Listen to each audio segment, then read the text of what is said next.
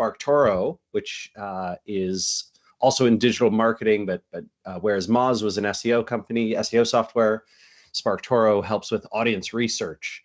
And that company, we launched our first product, our tool, only about a year ago, and it has been going quite well so far. In between the two companies, I published a book called Lost and Founder, and I do a lot of, well, before the pandemic, I did a lot of speaking and travel, going to conferences, being on stages, that kind of thing. Filmed a popular video series called Whiteboard Friday, and yeah, I think that is most of my professional career, and then hopefully more exciting things to come in the future. Yeah, totally, Rand. And for me, it's been amazing being able to just kind of watch your career, and particularly, you do reveal all in your book, and which is just a no holds barred sort of kind of adventure into entrepreneurship, some of the highs and lows, which I have to say was extraordinarily useful for me. And honestly, as I reached out to you and told you, probably one of the big reasons why we didn't go for VC funding back in the time, back a couple of months ago. So a real pivotal sort of seminal sort of book that I got hold of and really enjoyed, quite frankly. But the big difference, I think, between Moz and what you're doing at SparkToro, one of the key differences is that you're using and harnessing the power of the community much more with SparkToro than you ever did with Moz. Can you talk a little bit about that and how you're effectively being able to scale up SparkToro pretty much using a community-based sort of marketing play? Yeah, so no, that's absolutely right, Richie. So basically, whereas Moz was built on this engine of essentially, what at the time was sort of called the SEO and content engine, right? So I would, and the team later on, would publish and create a bunch of content. We would try and do that in a way that served the needs of particular keyword terms, right? That people would search for in Google. And then through that publishing and that keyword research, and then, earning links and solving searchers' problems, we would essentially build up an engine of growth and user and customer acquisition. But with SparkToro, the whole thing is kind of out the window, because no one searches Google for the problem that SparkToro solves, which is an interesting conundrum. It means that essentially we have to kind of create the category ourselves, the category of audience research tools. People do audience research, but when they think about it, they don't think, oh, is there software that will solve this problem for me? They assume that they're going to do, hire a market research firm, or run a bunch of customer surveys and interviews, or try and, manually crawl, Google and Twitter and LinkedIn and Facebook and all these places. And frankly, what we've had to do instead is sort of build up a powerful presence on social media channels, a lot of Twitter and LinkedIn for us, a good amount of some Facebook and Instagram as well, a little bit of Reddit. Do a lot of, what I'd call influence marketing, influence with no R. We don't do a lot of influencer marketing.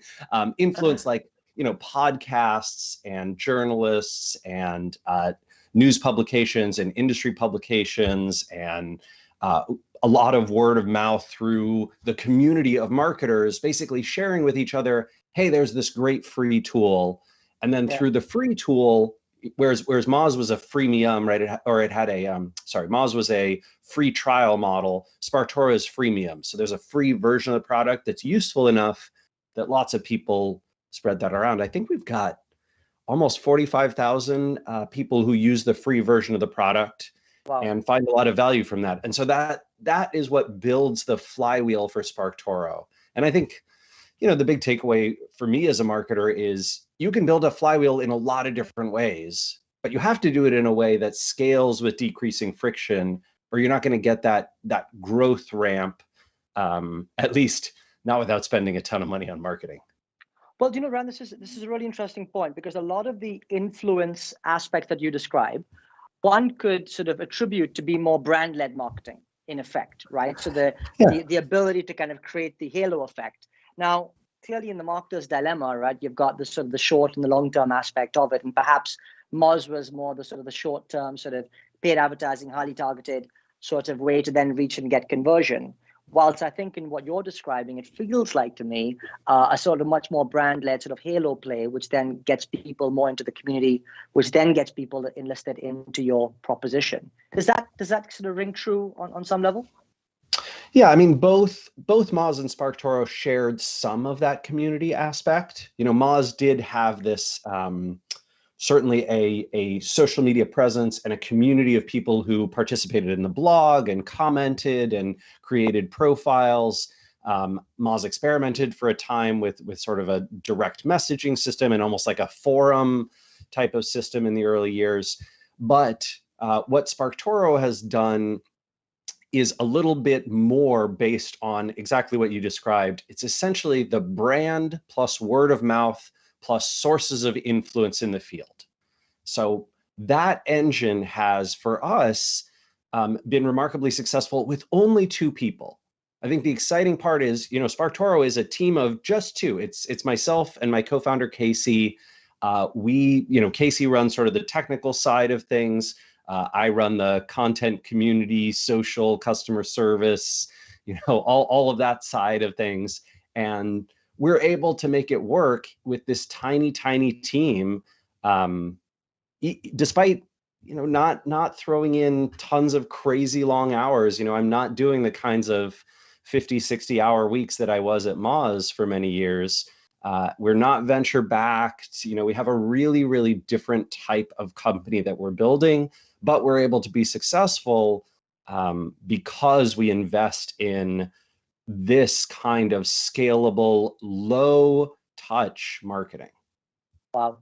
I mean, that is super impressive, Rand, to be honest with you. And you know, congratulations on just, I mean, it feels like it's got such a humongous feel to the entire brand and what you're doing, and yet to hear behind the scenes, it's running off. I mean, it's amazing, right? It really is. It's been special. It's been a special experience, Richie, for sure. And you know, Rand, I think you refer to SparkToro more as a zebra than you do a unicorn. Can you elaborate for us on that? Yeah. So you know, I think, look, the classic venture capital model, right, which you know well, is essentially raise a ton of money and try to become a billion-dollar company or a billion-dollar valuation company. Or, and this is true for most venture capital backed firms, die trying, right? And I don't mean die like the human beings, but the company itself goes bankrupt, gets sort of acqui-hired for a low amount of money, you know, is sold for parts, that kind of thing. And the overwhelming majority of venture backed businesses sort of fail in this way. And that's expected, right? With a portfolio model, right? I think that, you know, the classic advice is much like investing in the S&P 500. You want to invest in 500 early stage companies or more, with the expectation that 490 of them are going to not return you anything. They're going to not be very good for their founders, their employees and team, and their customers, right? But the other 10 will turn out to be so radically successful, so massive, that they will return all the money and more. And this model semi kind of works, but it's a it's a tough thing to get going, and it's not a model that we like. Yeah, I can totally imagine that. Yeah, so we basically. Sorry. Oh no, go ahead. At SparkToro, right? We are considering ourselves a zebra company. Can you still see me, hear me? I can indeed. Sorry. Yes. Oh, okay. It's just the video on the other side. So you know, at SparkToro, we can choose to raise money in a different way, which is basically from 35 angel investors, individuals, you know, like yourself, in our network, people who are in the marketing field, people who are entrepreneurs themselves or started companies, people who've just, you know, come to know us over the years. For many of our investors, we're their first ever private investment. They've never made another one, which is pretty cool. And we don't try to become a $1 billion valuation. We're not aiming for growth at all costs. I mean, I will say, if you look at the last year of SparkToro's performance, it's pretty similar to Moz's early growth rate. So we're technically, you know, we sort of look, I don't know, venture capable from the outside, but that is not our goal, right? We are not trying to become that company, and we don't need to. SparkToro merely needs to be long-term profitable at any number: $1 million in revenue, 10 million, 15, 2, it doesn't matter. We don't need to be 100, we don't need to be 500. And that is because our investment model pays dividends back to our investors. Yeah. Right. So essentially, you know, Richie, imagine, say you're an investor and maybe you own 2% of SparkToro. We would, at the end of a year where we, I don't know, say, you know, made $1 million in profit, you know, you would get a check for $20,000, and that's after you get paid back your initial investment sum. So, you know, every year that SparkToro is running, you're kind of like, hey, I made some nice money. This is great, right? And it just goes on and on and on. And the goal for us is to try and pioneer this alternative model and build a company that can last for a long time, that doesn't have to be a unicorn. And you know, Rand, I think you've reached a level of sophistication in your own mind, having mapped the journey through the book, to then get to a point where you're kind of going, actually, I want to see a different way. Yeah. I think that's you know, where this sort of the embryonic insights come from. Really, it's sort of maybe from your own experiences of the pain that you go through in the alternative model, to then recreate what this is. And you know, being an entrepreneur myself, I'm 4 businesses into that journey. The one thing that I do reflect on is the stress and the strains that come from, over a long period of time, that come from a bootstrap approach. And I just wondered what you think about that. So, you know, in the Moz model, you were going through a time when, you know, you were able to scale up and get the resource attached to that.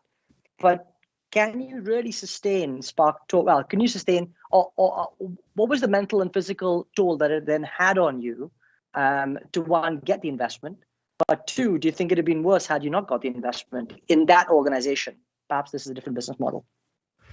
Yeah, I mean, so look, with Moz, we did the classic venture fundraising, right? Fly down to Silicon Valley a bunch of times. You know, I detailed this in my book, right? And you rent a car and you go visit all these venture capital offices, and it's an incredibly intimidating experience. And you know, I mean, I say this as a white dude, right? Like, I can't even imagine for, you know, for women what it must be like, for other folks. Like, it's just it is a brutal, really, think of your worst, most intimidating interview, and then do that over and over again, but with the life of your company that you've already built, right, sort of on the line. And I think I detailed in my blog over the years that I had tried to raise money 3 different times, sort of, you know, made 3 different concerted efforts, met with tons of investors, got introductions, sat down at people's offices, all that kind of stuff. And it was a brutal and unsuccessful experience every time, except that last one, right? That last one, I finally was able to close around with Foundry Group out in Boulder. Had a very good experience with them. But hey, I mean, you know, they just as easily could have said no. I think, you know, in retrospect, they'd probably look at, you know, Moz's performance, especially after I left as CEO, and said, that was not our best investment. Like, we should probably have deployed that capital elsewhere. But that's, you know, that's true for 490 of the 500 companies that any venture investor puts money into. So yeah, not a particular surprise.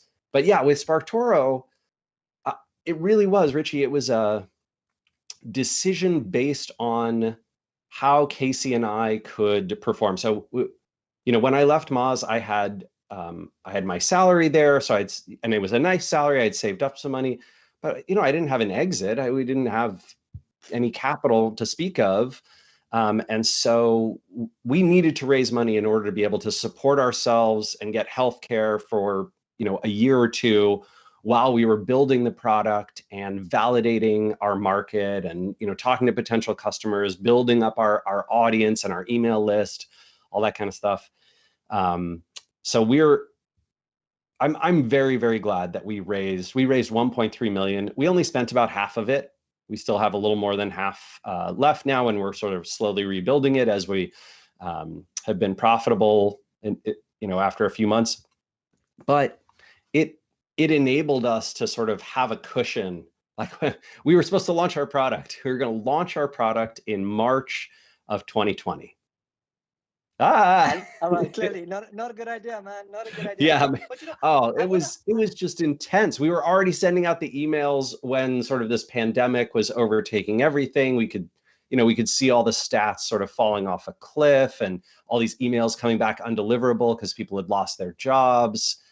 You know, it was a nightmare scenario. And even then we were like, we're going to be okay. We have enough money because we'd raised this sum.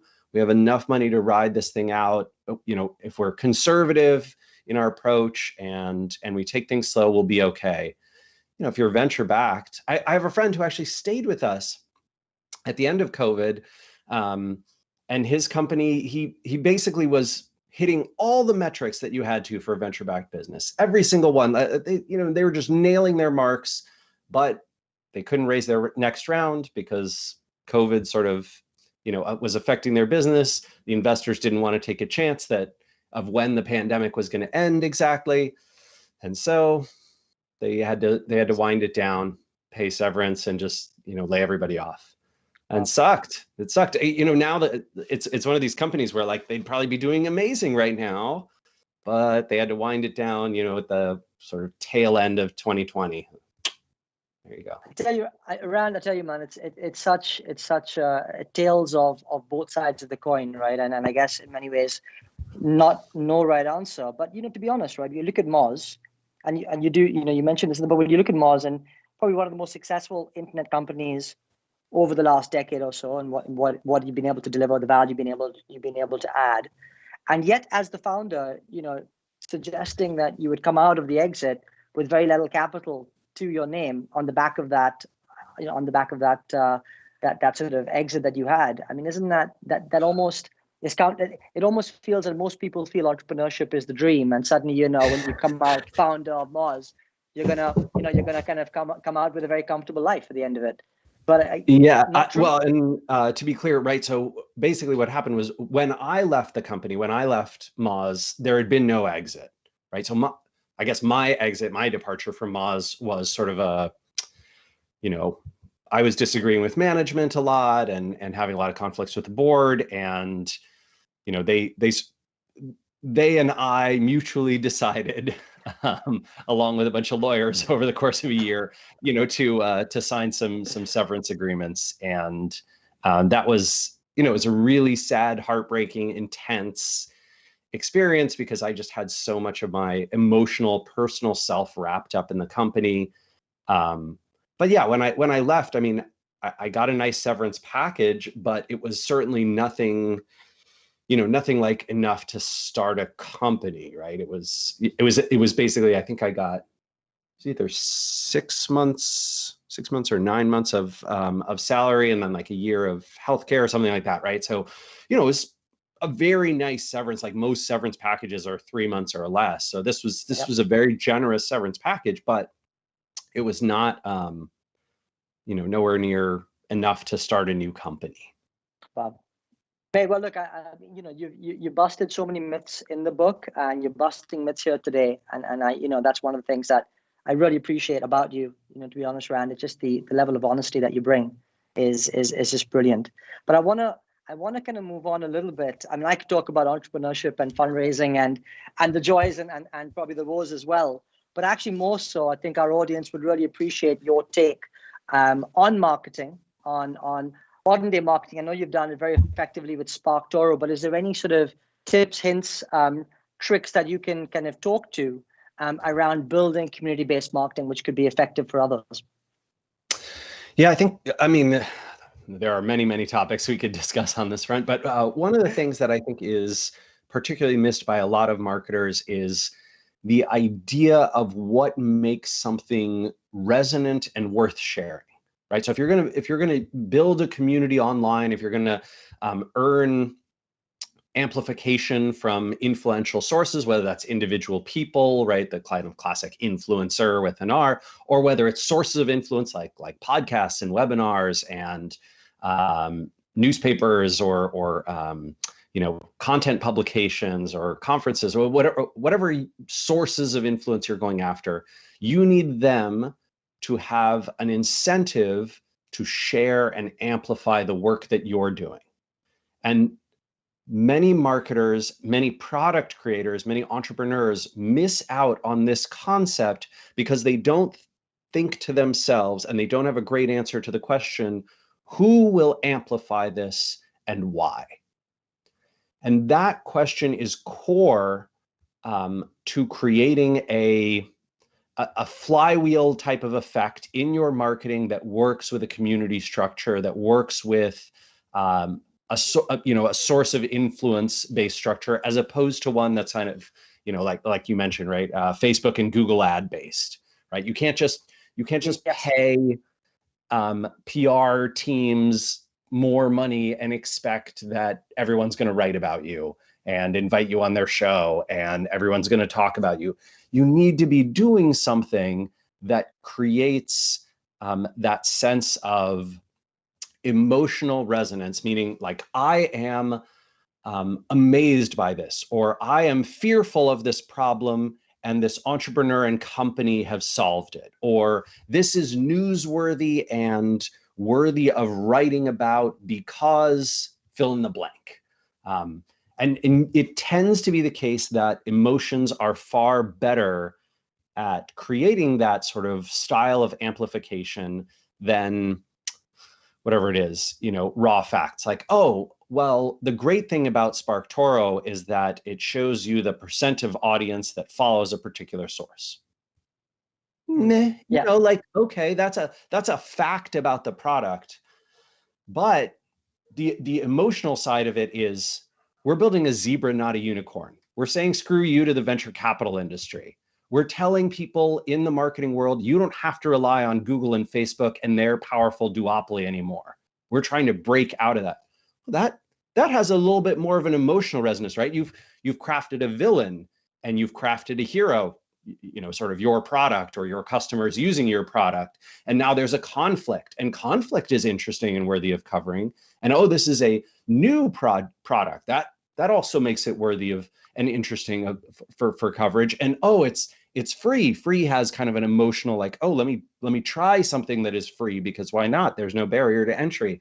So you start to line up these emotional triggers, and you can be very successful with this type of work. SparkToro is reasonably successful with it, but there's plenty of people out there who do even better. I love pointing at Airbnb, who basically had no marketing funnel in kind of SEO and content or advertising or anything like that for many of their first few years. And what they relied on was essentially their community of owners, right? The people who own those properties, to have a vested interest and incentive in sharing them, and this sort of classic enemy, right? The hotel industry.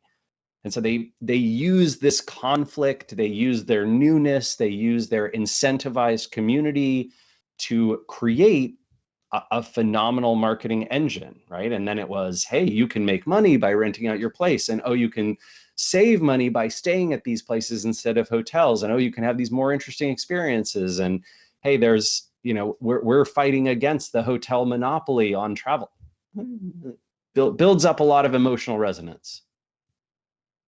Rand, I love that thinking, and I guess in the context of the marketer's vocabulary, it comes down to some sort of purpose. I think that's what a lot of people start talking about when it comes to that emotion, and where do you find your purpose as an organization, and that feels very much at the heart of what you're trying to describe, sort of hero villain sort of thing that you're putting forward. The one thing that I would love to get your thoughts on is, can you create an effective flywheel? Because I love your thought. You talk about flywheels all the time, but Can you create an effective flywheel on emotional resonance, because ultimately you've got to constantly be kind of trying to reinvigorate emotion all the time. And actually, is that an unreliable way of being able to scale? Yeah. I think that's a great question. It really depends on how you think about this flywheel, right? So if the problem is, hey, I need to consistently re-engage one person, I think emotions are not enough.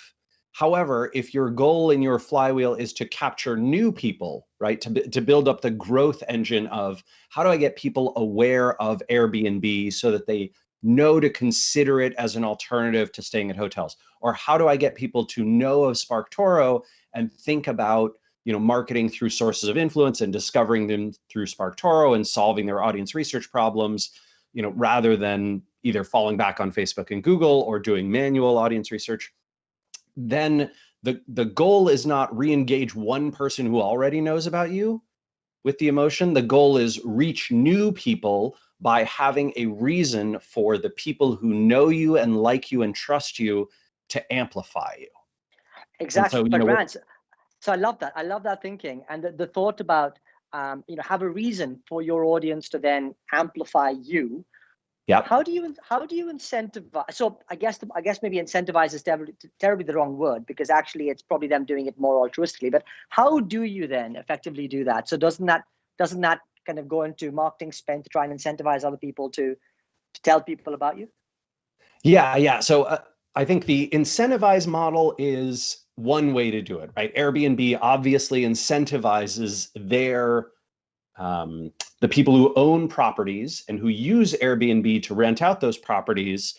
They have an incentive to share and amplify the brand, right? If you own a vacation home on the Oregon coast and you're like, hey, Rand, you should book my place on the Oregon coast. You check it out. Go on Airbnb. That's the place to book me. But in the case of something like SparkToro or even Moz before it, in the case of a lot of B2B and even plenty of B2C, what you're trying to do is create an emotional reason for that amplification, right? And so the way I think about it, for example, with SparkToro is I try and think about why would Ad Age magazine, right? Or why would Marketing Land, why would the New York Times, why would the Wall Street Journal, why would they write about SparkToro? What incentivizes those publications and the people who write for them, and what incentivizes someone who runs a popular podcast in the marketing universe to have me on as a guest to talk about this product? And that is where the emotional trigger comes in, right? That's where that trigger of conflict. Marketing Land has been writing about Facebook and Google for forever. Now here's someone who's coming and saying, you don't need to use those as your primary marketing channels. In fact, I think those companies are kind of evil. And I think the duopoly ownership of the marketing and advertising space is quite evil. And it creates all these problems around income inequality, and it reinforces, sort of big brands and prevents challengers and all these problems. That's pretty interesting. That's worthy of coverage, right? That conflict in and of itself is interesting. Let me see if I can get Rand on as a guest. Or let me take some of the research that he's written about Google's zero-click search problem, or Facebook's, drop in sending out traffic and becoming a walled garden. Yeah, you know what? Let's write about that. And we'll cite his research. And it has an emotional core, even though it's a facts and figures story.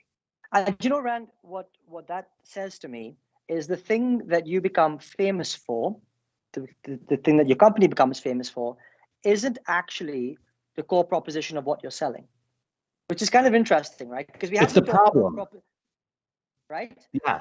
But you're talking about the hero villain, the antithesis to the big other conglomerates.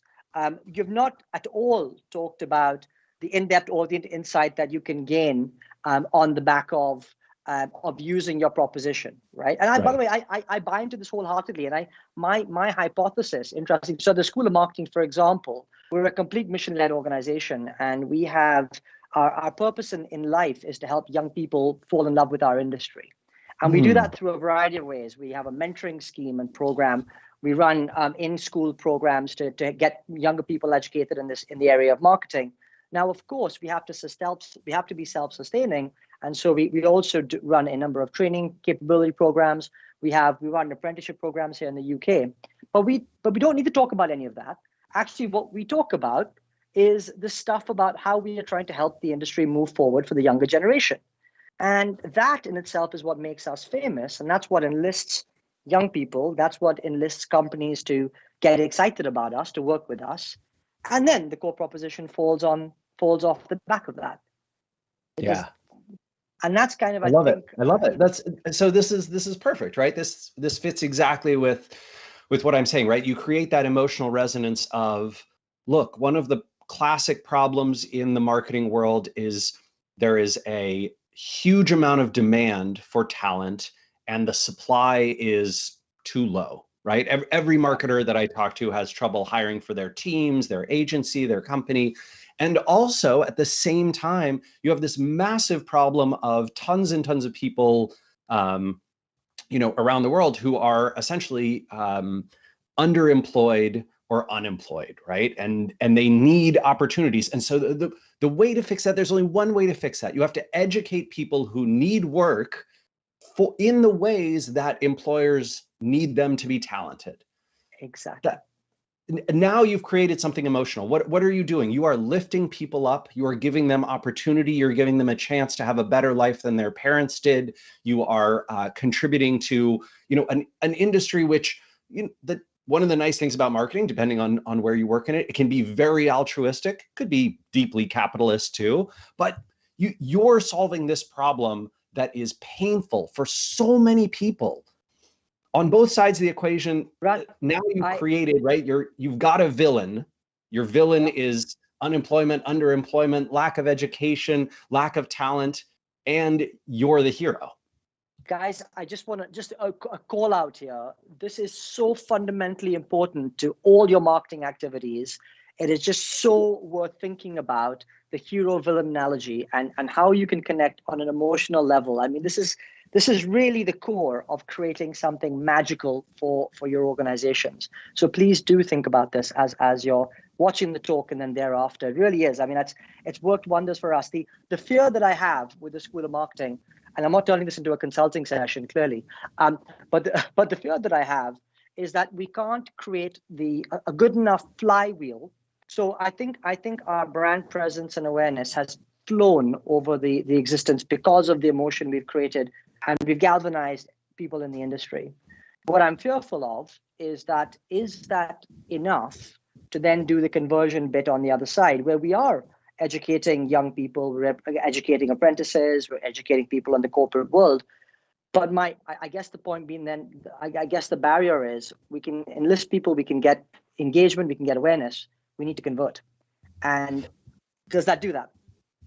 Yeah. So I think that the different parts of your marketing funnel can have different triggers. And the job of a great marketer is to find what are those triggers that are persuasive and compelling at each of these levels. So it could be that the emotional layer and that framing of conflict and resolution, that works really well at the top of the funnel to get people who are brand aware, and that brings them to your website.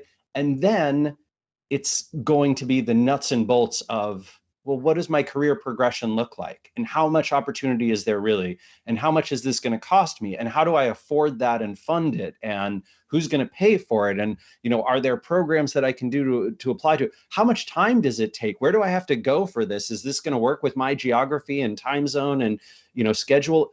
Right. And so you have to start answering a lot more of that nuts and bolts question and finding, my favorite process for conversion rate optimization is always go find the customers, the potential customers who look like and have all the attributes of people who have successfully become customers but didn't sign up, and find out what prevented them from doing so, and then answer their questions in the same way the people who did sign up said that they overcame those objections.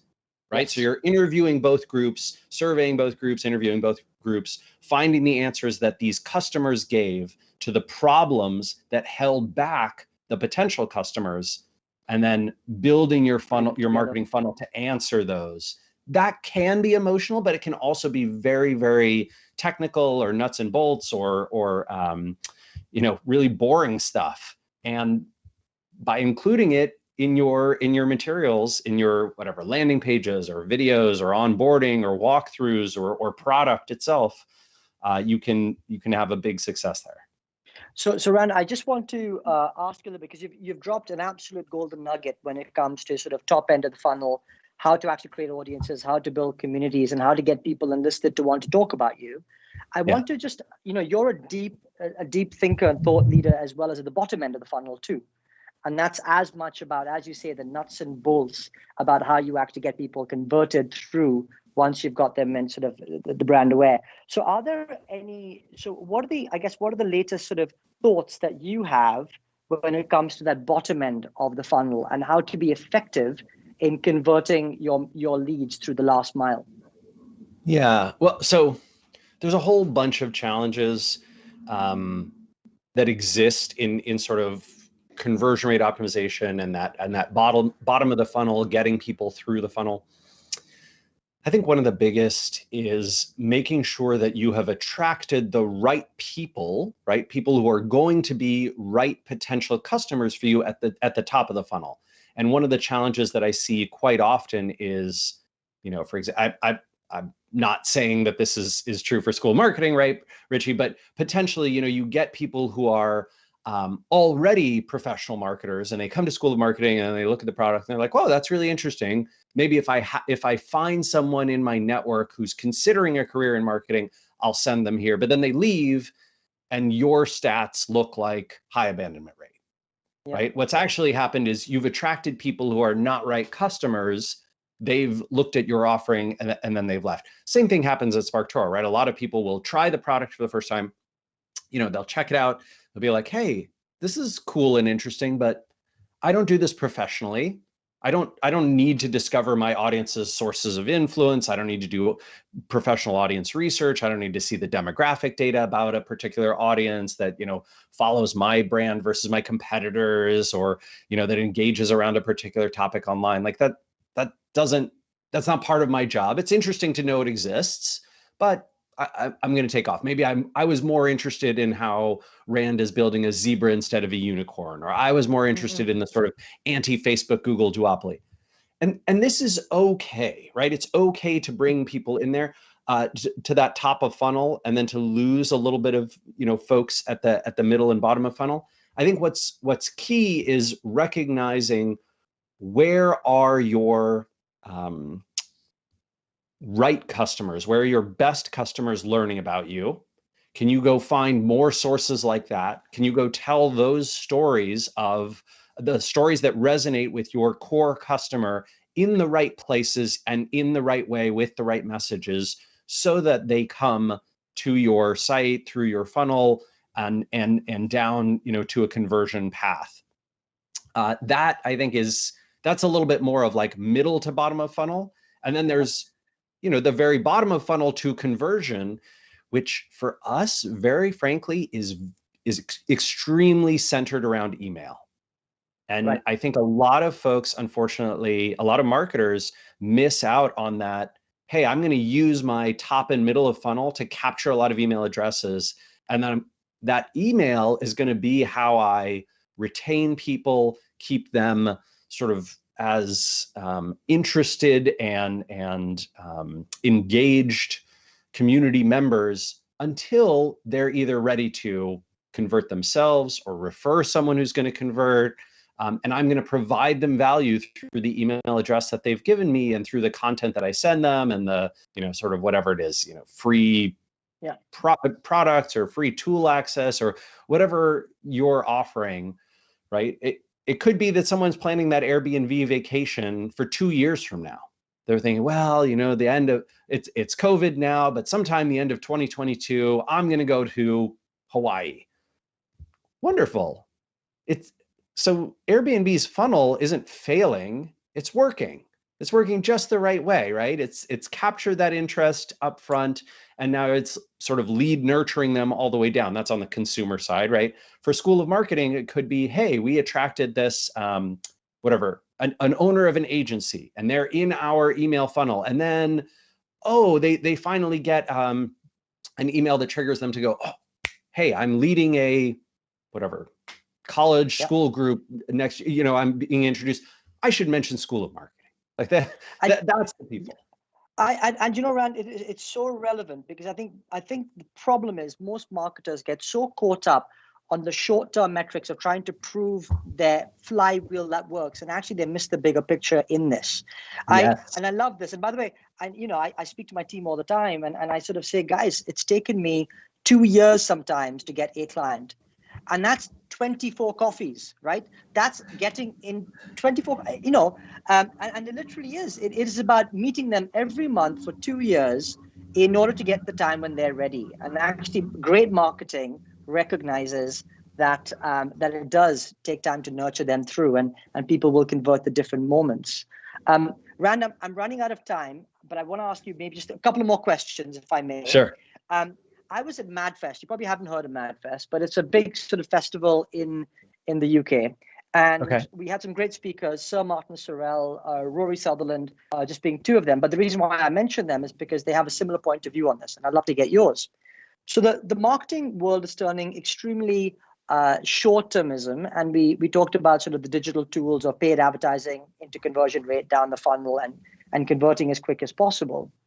But they actually, interestingly, given the ilk that they come at, they said that great marketing is not about the conversion. It's actually about spreading the broadest awareness, because you genuinely never have the resources and you never really understand and know who could really desire your product.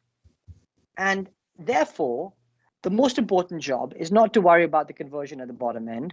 Actually, great marketing, all you need to do is spread the awareness as best you can to reach the most people as possible, because you genuinely will never know the entire ecosystem of who that target audience really is. What do you think? I think they are absolutely right for their audience and customers, right? So those two folks, right? Rory, I've met a couple of times, and I think the other guy, Sorrell, he runs an ad firm, right? And exactly. So they are serving large B2C, primarily B2C advertisers. If you're working with a chemical engineer consultancy who's trying to get, engineering firms and, water distillation plants in the UK to use your services, broad brand awareness, getting, someone in Canada who plays a lot of pool at a bar to know about your engineering firm's expertise, not useful. That is not your goal. I disagree with those guys, right? But if you are Mars Bars or for their audience, their advice is right. For your audience, it might not be right? So I think, look, for SparkToro, I don't need everyone to have heard of us, right? I just need professional digital marketers and market researchers to have heard of us and to know what we do and to check us out. I don't need people outside of that world to be even aware of SparkToro. It's fine if they are, it doesn't hurt anything, but it would be a waste of my time and resources, especially as a 2-person company, right? I just don't have the bandwidth for that. and that would be a poor use of my energy and Casey's energy, sort of building our funnel and our flywheel. So yes. Yeah. And I totally agree with you on that front. Rand, I just want to come back to the 2-person company thing, because actually, from a marketing perspective, you only have one person in the company, which is you. And and there'll be lots of sort of small business owners in that position. In fact, we have lots of people studying with us who they are literally the only marketing person in a 5-person company, as an example. And so, how on earth, with that limited amount of resource and time, what are the key things that they should be thinking about and doing to create this flavor of marketing, given the low level of resource they will have? They probably have their both hands and no marketing budget. So what are the things that you're doing to do that, which they could be helpful to them? So I would not do what I'm doing. I would do something at the intersection of three things, right? I give this advice a lot, which is essentially you want to find areas of marketing where you have personal passion and interest. That could be, I'm really great at buying ads. Maybe you love buying ads and optimizing your Google and Facebook ads and finding, oh, well, I can do some cool Twitter ads and LinkedIn ads and Reddit ads. And I'm really good at optimizing all those. And I love finding like the messaging that works. Great, cool, awesome. If you have personal passion and interest and you believe that you can do something uniquely different and better than your competition, right? So if you say, gosh, there's a lot of people who are running ads on Reddit, but they don't get the Reddit sub-community understanding the way I do because I participate in those communities and I see what works and I have relationships with them. I'm going to be able to do a better job of messaging and content creation and getting that ad to work.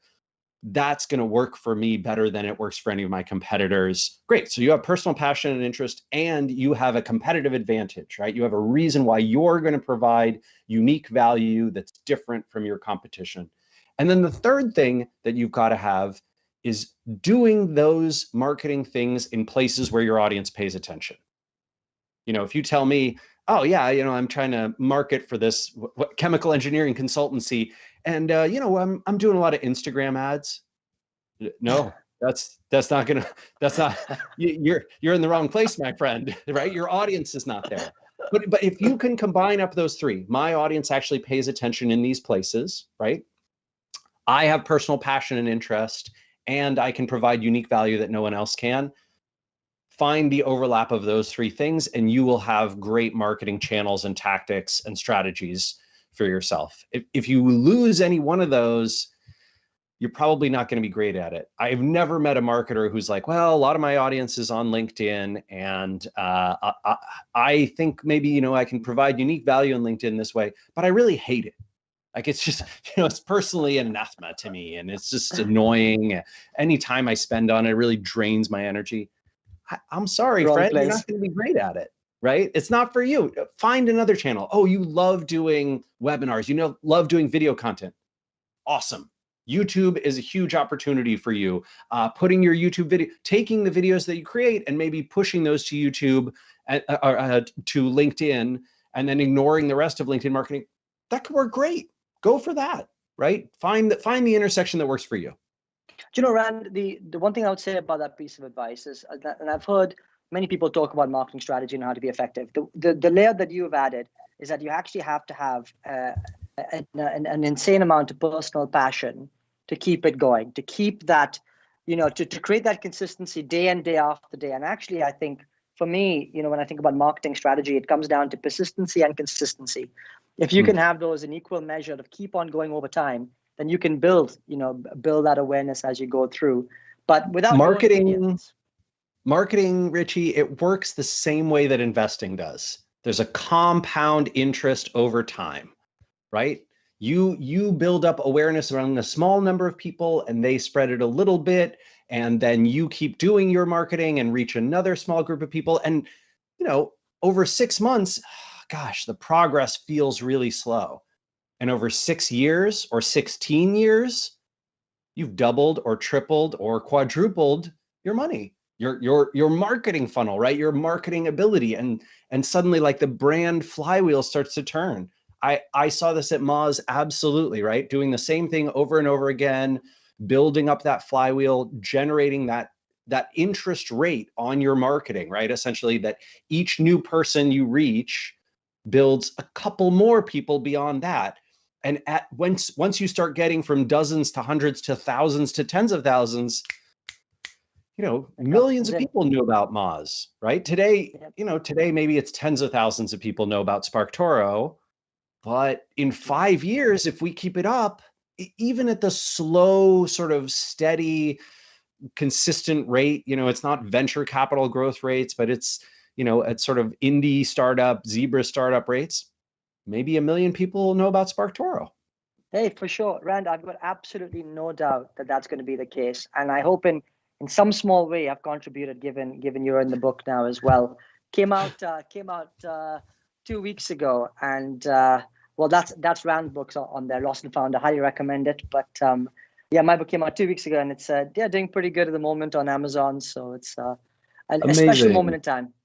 Yeah, Richie, congratulations for that. I know what it's like to publish a book for sure, and it is super exciting. And I truly appreciate you having me on, spreading the word about SparkToro. Yeah, means a ton. Rand, I've just got to say that it's been such a pleasure, and genuinely even more so than I imagined it. I mean, having read through your thoughts time and time again, it's a real great to connect with you in this way and to hear some of your thoughts. And you've really genuinely added a lot of value to the conversation and to the marketing community that we have. So just really want to say thank you for your time. It's really, really kind. My pleasure, Richie. Thanks for having me. Take care. Take care. Bye.